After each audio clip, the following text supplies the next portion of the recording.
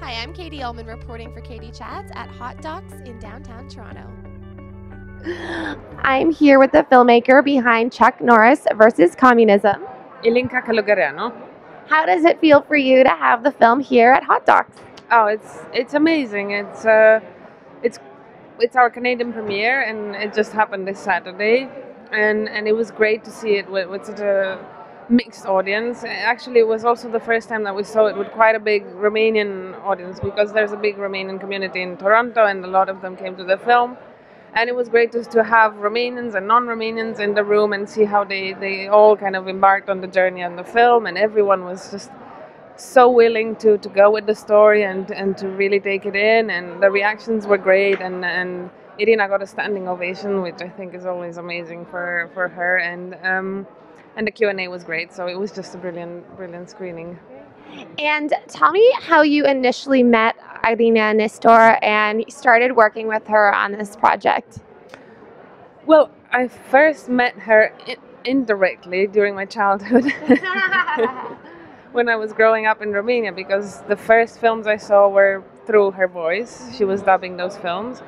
And then 3-4 years ago, I met her at a film festival in London. Well, actually, I heard her voice because she's a film critic now, and she asked a question during a Q&A. She was sitting a few seats in front of me, and I heard the voice, and it just took me all the way back to my childhood, to watching the films. And I had a few friends with me, and I was telling them, oh my God, this is Irina Nistor, the woman who did this and that, and she dubbed thousands of films and everything. And as I was talking, I realized this has to be my first feature documentary. The story is just amazing. I have to tell it. And I emailed her and I explained what I wanted to do, and then that was 3.5 years ago. We just embarked on the journey together. And the film is a nice mix of recreations, reenactments of the situations and the interviews. So tell me a little bit about how you balanced those two aspects of the film.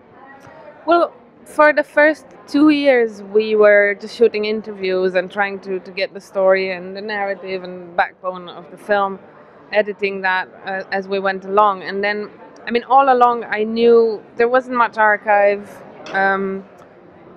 I knew I wanted to immerse the viewer much more in the decade and to take them into the 80s and to show them how it was, and more than not factual reenactments, more like emotional reenactments and dramatizations, to take them to those emotions that we lived when we were attending the communal screenings, the group screenings, and to understand what they meant for us.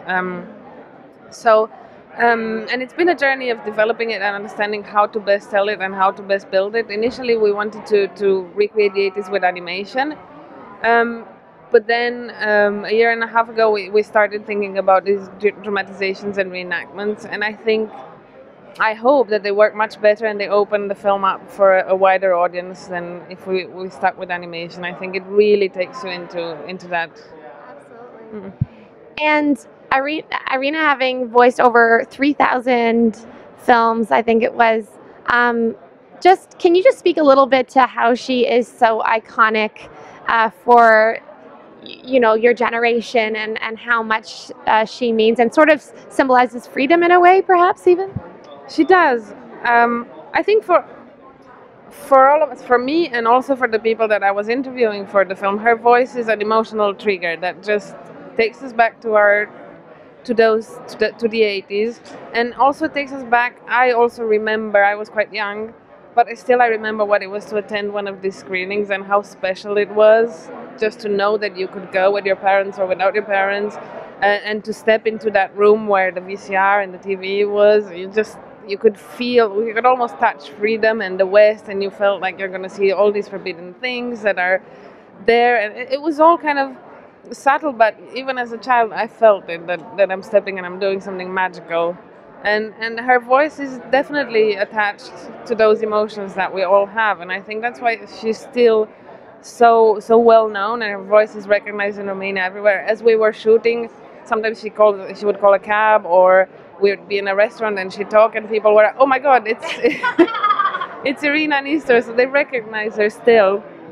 And also, I think for the people of my age who are in their 30s now, she was pretty much our video nanny. I mean, because we grew up with animation dubbed by her, and And a lot of the time, if the parents were at work, you know, she was there for us to guide us with this film. So yeah. And where's the best place for us to find out more information on the film online? I think it's a combination of our website, which is chucknorrisversuscommunism.co.uk, and the Facebook page, which is much more active because we put stuff, especially now during hotDOC, almost every day. And yeah, we're announcing screenings, and we're just finalizing our cinema release, so there's going to be information there about that as well, and other festivals. Well, thank you so much, and congratulations. Oh, thank you, and thank you for having us. Thank you.